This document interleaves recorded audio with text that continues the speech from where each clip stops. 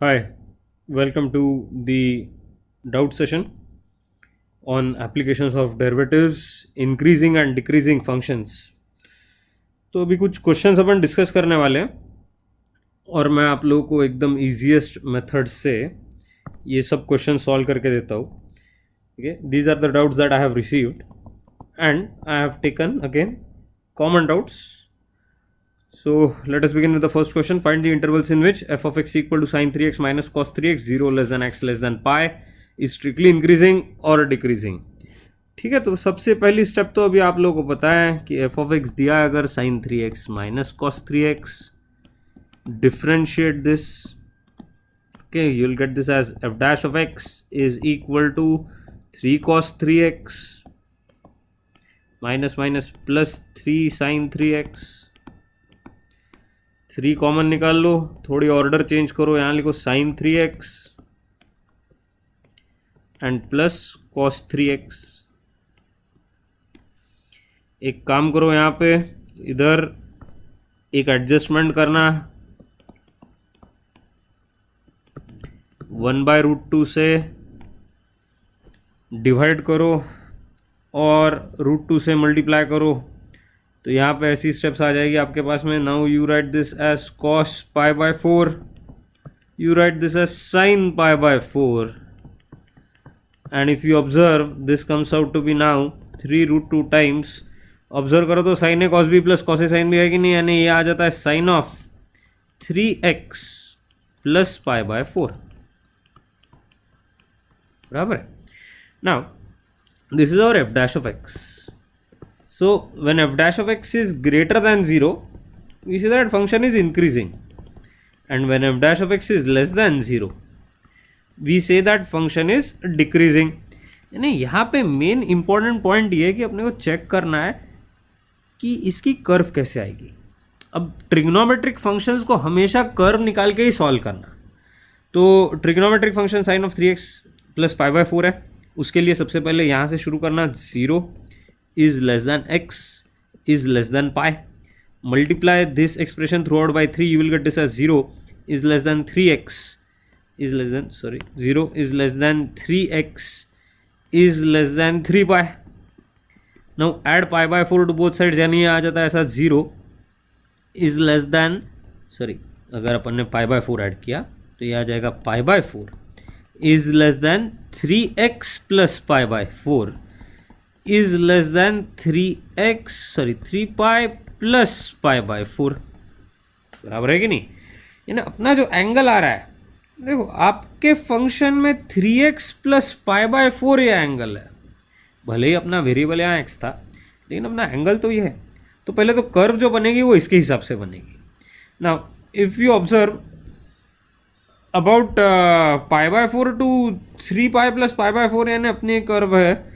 तो जब मैं यहाँ कर्व बनाऊँगा, it is important to understand that ये 0 to pi हुआ, ये pi to 2 pi हुआ, ये 2 pi to 3 pi हुआ, और साथ में 3 pi प्लस π/4, यानी शायद अपन यहाँ तक पहुँच जाएंगे. Now let's just denote where exactly does our curve start. अपनी कर्व स्टार्ट होती है π/4 पे, यानी यहाँ पे ये हुआ π/4, और कर्व एंड हो रही है इधर 3 pi प्लस π/4 पे. बराबर.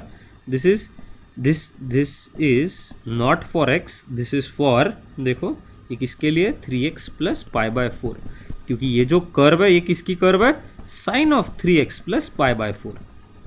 आई hope this explanation is clear. लेकिन आपको आंसर इसके टर्म्स में थोड़ी निकालना है. आपको जो फाइनल आंसर निकालना है वो फाइनल आंसर आपको निकालना है फॉर x. भले ही अपना 3x प्लस π/4 ये एंगल रेंज आ गया हो, लेकिन फाइनल आंसर तो अपने को x में ही निकालना है. So what I am going to do is I am going to mark the regions of increasing function. ये इंक्रीजिंग फंक्शन वाला है, ये इंक्रीजिंग फंक्शन वाली रेंज है. ठीक है, फिर से एक बार चलो अपन फटाफट पॉइंट्स मार्क कर लेते अपने जो अपन बात कर रहे थे. So this is, let me just, या so this is π/4, this was pi, this was 2 pi, this is of course 3 pi, and the last one is of course 3 pi plus π/4.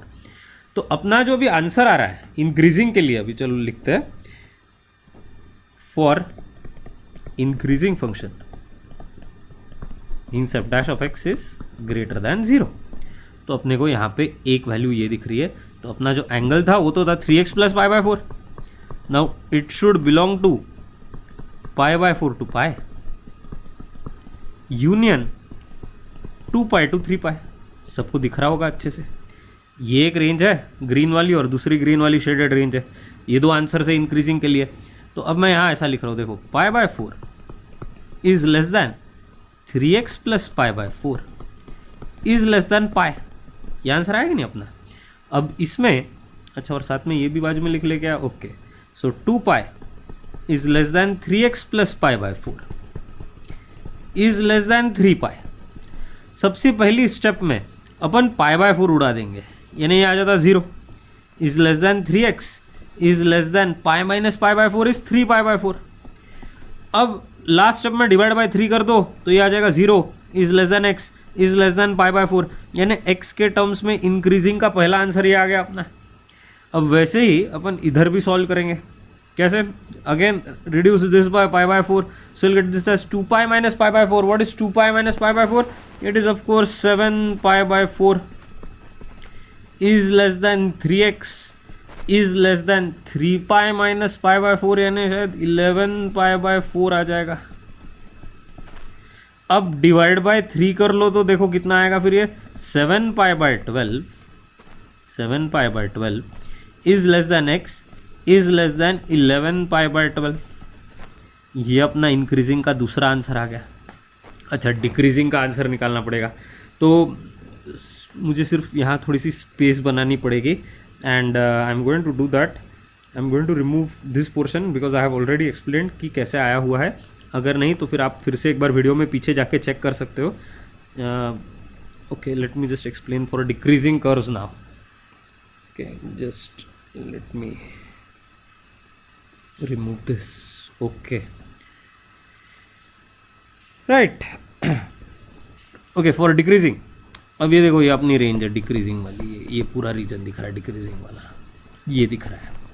तो पहला for decreasing function, you know that for decreasing function f dash of x is less than 0, तो derivative less than 0 आना चाहिए। अब derivative less than 0 आना चाहिए तो पहली रीजन देखो क्या है इसकी, मैं बोल सकता हूँ यानी 3x प्लस पाई बाय 4 जो अपना एंगल था दैट शुड बिलोंग टू।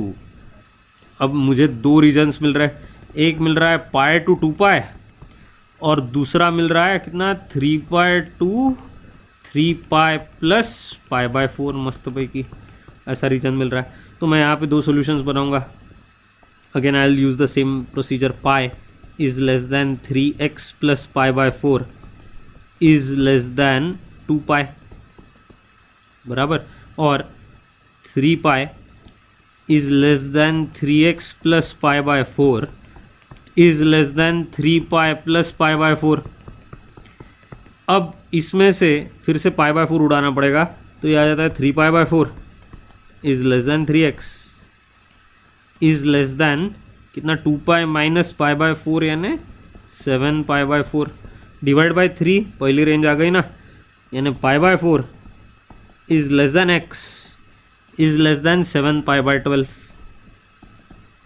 और ये दूसरी रेंज सॉल्व करते अपन यहाँ पे फिर से पाई बाय 4 से reduce, yes 3 pi minus pi by 4 यानी आ जाएगा 11 pi by 4 is less then 11 pi by 4 is less then 3x is less then, ये मस्त आया 3 पाई है ना, ये मस्त आया 3 पाई। अब इसको रिड्यूस करो 3 से, पाई बाय 4 से अपन ने कैंसिल कर दिया था, अब सिर्फ 3 से रिड्यूस करना है, तो 11 pi by 12 is less than x is less than pi.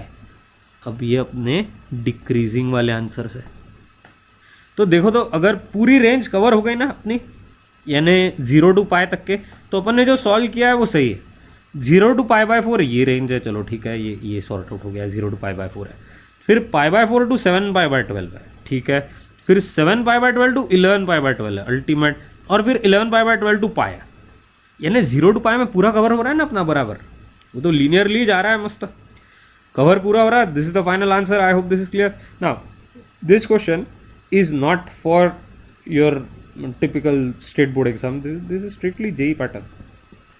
ये जेई में भी नहीं आता, ये सीबीएसई हायर लेवल का, ये पकड़ लो। एमएचसीईटी में आ सकता है, जेई के थोड़ा कम लेवल पे, बट स्टेट बोर्ड में ऐसा क्वेश्चन आने के चांसेस कम रहते हैं।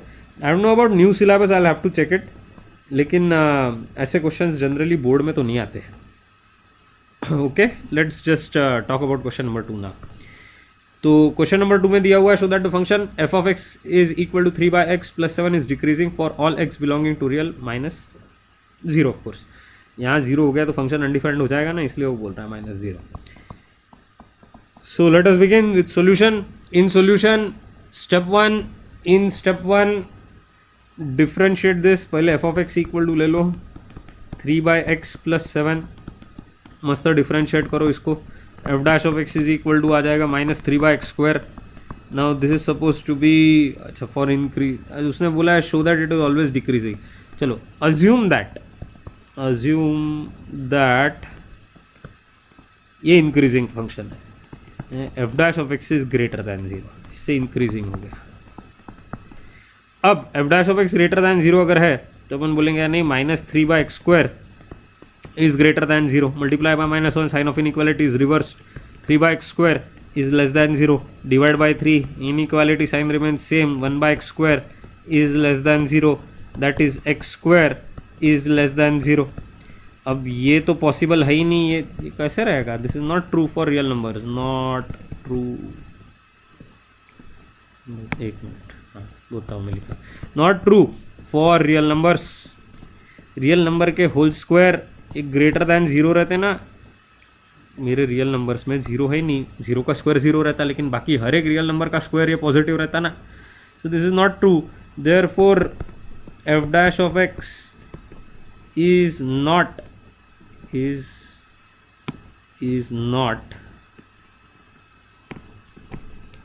क्यों नहीं हट रहा यार, ये अलग ही काम कर रहा है। तो is not greater than 0, so it is not increasing, f of x is not increasing। तो डिक्रीजिंग रहेगा क्या, वो चेक कर लेते हैं। So let f dash of x is less than 0। अब ये प्रूव होता है क्या, देखते हैं। सो -3/x² is less than 0, that is 3/x² multiply by -1 will be greater than 0, that is x² will be greater than 0। This is true, ये हमेशा रहने वाला है for all whole squares, है ना, other than 0, the square is always greater than 0. This is true. So our assumption is correct. It means that function f of x is a decreasing function, and that's the solution. I hope this is clear. सब लोगों को ध्यान में आ गया कैसे solve किया है, right? Let's talk about the next question then, question number 3। एक सेकंड, मुझे ना थोड़ा सा इससे प्रॉब्लम है। हाँ, अब ये सॉर्ट आउट हो गया। Okay, prove that f of theta equal to 4 sin theta upon 2 plus cos theta minus theta is an increasing function of theta in 0 to π/2। 0 to π/2 है ना, मस्त पैकी फर्स्ट क्वाड्रेंट है, ये ध्यान में रखना, ये काम में आता है। Okay, so this is a board pattern question, ये स्टेट बोर्ड सीबीएसई बोर्ड इसमें आने वाला क्वेश्चन में से एकदम मस्त। अब यहाँ पे सबसे पहले अपन निकालेंगे एफ डैश ऑफ थीटा। पहले एफ ऑफ थीटा लिख लेते हैं, that is 4 sin theta minus theta, 4 sin theta upon 2 plus cos theta minus theta. Let's differentiate this. F dash of theta is equal to कितना आएगा, देखो, this is going to be 2 plus cos theta into 4 cos theta minus 4 sin theta into minus sine theta upon 2 plus cos theta the whole square और बाजू में -1। सो ऐसा expression आने के बाद में नेक्स्ट स्टेप में अपन क्या करेंगे, we can just simplify this, इसको मल्टीप्लाई कर लो। 8 cos थीटा, 8 cos थीटा साथ में +4 cos square theta, okay, +4 sin square theta ultimate upon 2 plus cos theta the whole square और बाजू में -1, ठीक है यार, थोड़ी सी जगह आगे लगेगी अपने को, right. So now this is coming out to be 8 cos theta, 4 common cos square theta plus sine square theta 1, यानी सिर्फ +4 upon 2 + cos theta the whole square, और बाजू में है -1, विच इम्प्लाइज, अपन एलसीएम लेते हैं, 8 cos थीटा +4 माइनस, इसको expand भी कर दो, 4 + cos square theta +4 cos theta upon 2 + cos theta the whole square. अब आगे इसको और सिंप्लीफाई करो, यानी आपको 4 कैंसल आउट होते हुए दिख रहा है, यहाँ पे आता है कितना, 4 cos थीटा, क्योंकि ये 8 cos थीटा -4 cos थीटा होने वाला, 4 cos theta minus cos square theta upon 2 + cos theta the whole square. अब आगे अपन यहाँ से 4 cos थीटा कॉमन निकालेंगे, सॉरी cos थीटा ही कॉमन निकलता, सिर्फ अपन यहाँ से cos थीटा कॉमन निकालेंगे, अंदर बचेगा 4 - cos theta upon 2 + cos theta the whole square, 4 - cos theta. अब ऑब्जर्व करो तो एक सबसे बढ़िया बात यानी this is positive, this is positive. अब ये पॉजिटिव क्यों है, क्योंकि ये फर्स्ट क्वाड्रेंट है, याद करो सबसे पहली स्टेप वो अपन ने डिनोट किया था, फर्स्ट क्वाड्रेंट है, और कॉस की वैल्यू ज़्यादा से ज़्यादा फर्स्ट क्वाड्रेंट पे रहेगी 1, 4 - 1 यानी 3, तो ये भी तो पॉजिटिव हो गया, all of them are positive, it means F dash of theta is always greater than 0, it implies F of theta is increasing in closed interval 0 to π/2, hence proved, हो गया answer. I hope it is clear. Okay, now question number 4, let's talk about this. So f of x is equal to 2x plus cot inverse of x plus log of under root of 1 + x square minus 2 is an increasing function on real. तो ये हमेशा increasing है, ये prove करना है।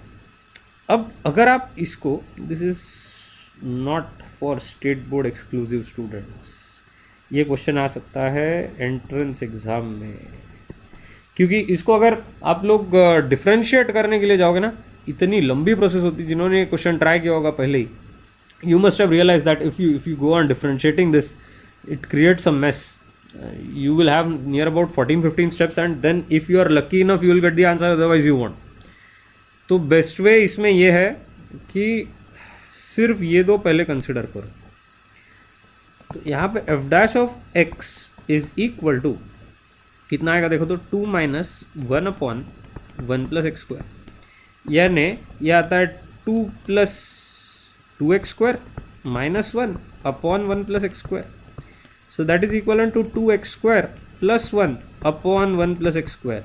ये positive, ये positive, ये पॉजिटिव, ये पॉजिटिव, यानी f dash of x greater than 0 हो गया, यानी इतना फंक्शन तो इंक्रीजिंग फंक्शन है, ये प्रूव हो चुका है। Now if I go by this is a shortcut, remember ऐसी मेथड आप एग्जाम में यूज़ नहीं कर सकते। लॉगरिथम की एक प्रॉपर्टी है, ये लॉग कर्व ना हमेशा इंक्रीजिंग रहती है, this is the curve for log function, actually this is the curve for log of x. ये 1 पॉइंट है 1,0, वाई, बिकॉज log 1 इज 0, देखो ऐसा आता है 0 to 1 में जितने भी लॉग की वैल्यूज़ है वो सब निगेटिव रहती है, आप लोगों को पता है, 0 to 1 0 में ये ऐसा नीचे की तरफ जाएगा, आगे फिर ये ऊपर जा रहा है, but it's nature is of increasing pattern. Now I have used GeoGebra and I have already got this curve, ये इसका प्लॉट मैंने निकाल लिया था जियोजेब्रा से, this is the plot which resembles closely with log of x.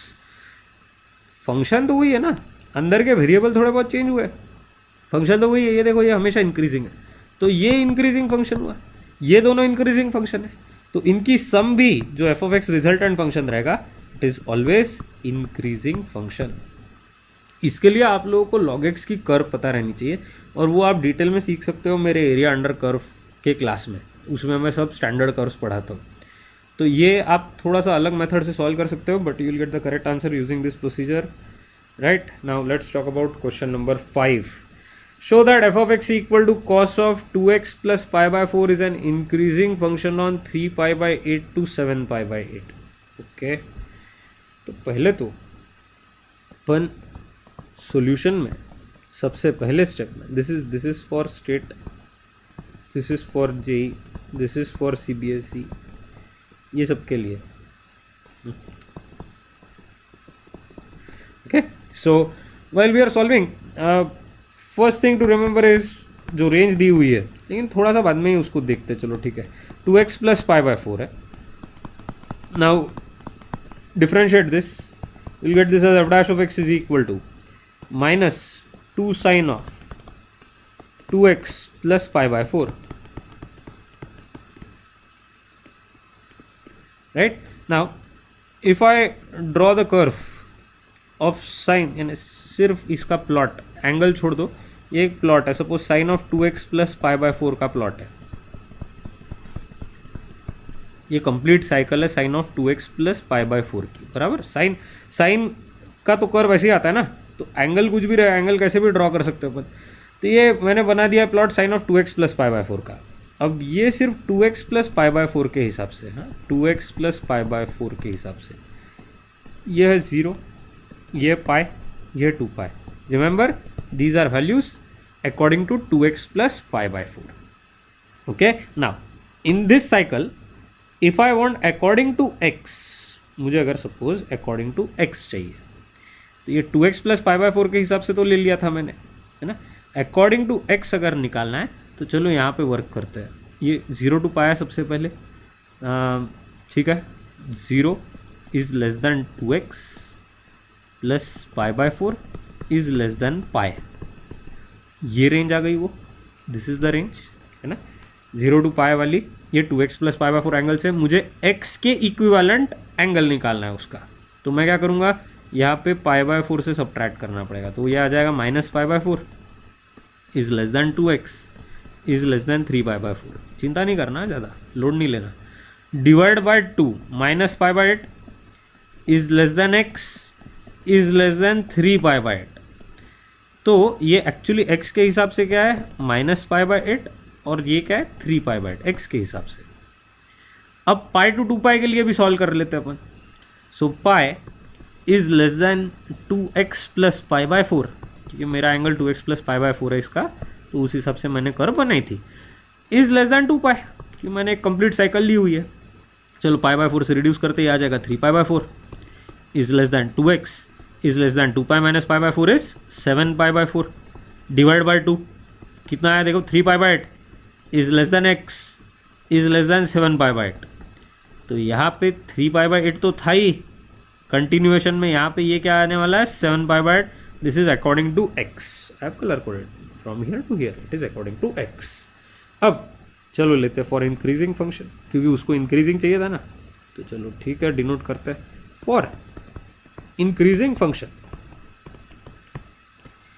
अपने को क्या चाहिए, you want f dash of x, it should be greater than 0, यानी minus 2 sign of 2x plus pi by 4 is greater than 0, यानी sine of 2x plus pi by 4 is going to be less than 0. तो देखो, तो sine of 2x plus pi by 4 less than 0 कहाँ पे, वहाँ function अपना increasing आ रहा है. लेस देन 0 यानी y एक्सिस के नीचे, वो सब ये रीजन आ रहा है अपना. ये रीजन क्या है, x belongs to 3 pi by 8, x के हिसाब से देखो, हाँ x के हिसाब से देखो, 3 pi by 8 to 7 pi by 2, greening से डिनोट किया मैंने x का रीजन. अब यही उसने बोला था कि इंक्रीजिंग है, हाँ बिल्कुल, hence proved, you have got the answer. So the question was very simple, सिर्फ डायग्राम आने चाहिए अच्छे से. Okay, let's talk about question number 6 now, and this is specifically for JEE students. अरे हाँ, this is specifically for JEE students. यहाँ 9AX ही है, आप क्वेश्चन चेक कर सकते हो, मैंने गलत लिखा था पहले. So let's look at the solution. The values of a for which the function f of x equal to a plus 2 times x cube minus 3ax square plus 9ax plus 3 is decreasing for all real values of x. ठीक है, सबसे पहले तो आपको जो f of x दिया हुआ है a plus 2 times x cube minus 3ax square plus 9ax and plus 3, इसको डिफ्रेंशिएट कर देंगे. F dash of x is equal to 3 times a plus 2 times x square minus 6ax plus 9a and that is suppose to be less than 0 क्योंकि ये बोला है कि decreasing है for all values of x. अब यहाँ से 3 reduce हो सकता है, यानी आपके पास में आ जाएगा this is a plus 2 times x square minus कितना आता है ये 2ax है ना. हाँ 3 से डिवाइड किया तो plus 3a is less than 0. Now this is what we call as a quadratic inequality. अब क्वाड्रेटिक इनइक्वालिटी अगर ऑलवेज लेस देन 0 है, ऑलवेज लेस देन 0, इसका मतलब उसका जो प्लॉट है वो एक्चुअली ऐसा है. और ये मैंने 11th स्टैंडर्ड में पढ़ाया था. ये क्या है, this is always less than 0. इसका a लेस देन 0 है और d लेस देन 0 है. ये अपनी केस 6 आती थी.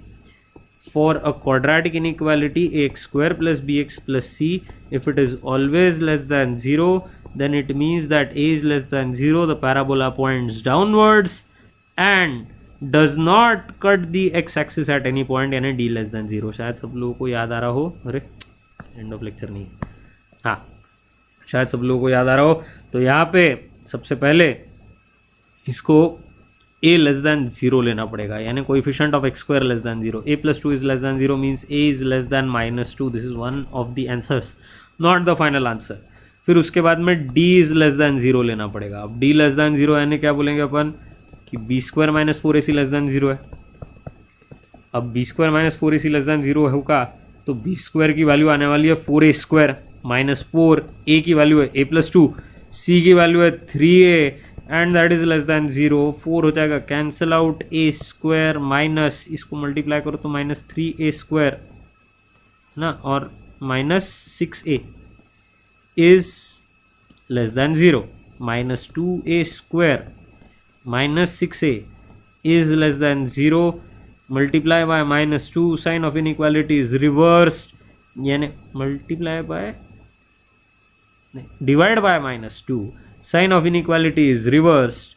तो ये आ जाएगा आपको a square plus 3a is greater than 0, यानी a into a plus 3 is greater than 0.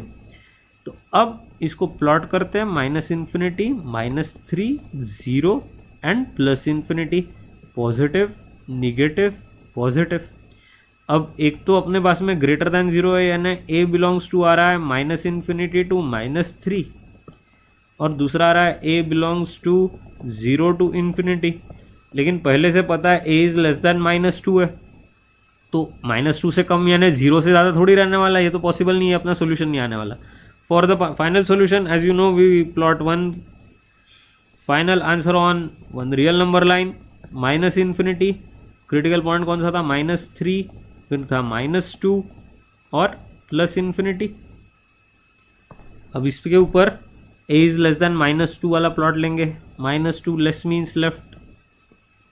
फिर साथ में एक प्लॉट लेते हैं a is less than minus 3 वाला, माइनस इन्फिनिटी टू माइनस 3, यानी ओवरलैप दिख रहा है, हाँ बिल्कुल है. तो फाइनल आंसर क्या आ गया फिर, a belongs to minus infinity to minus 3 and this is the correct answer. So I hope your doubts are clear.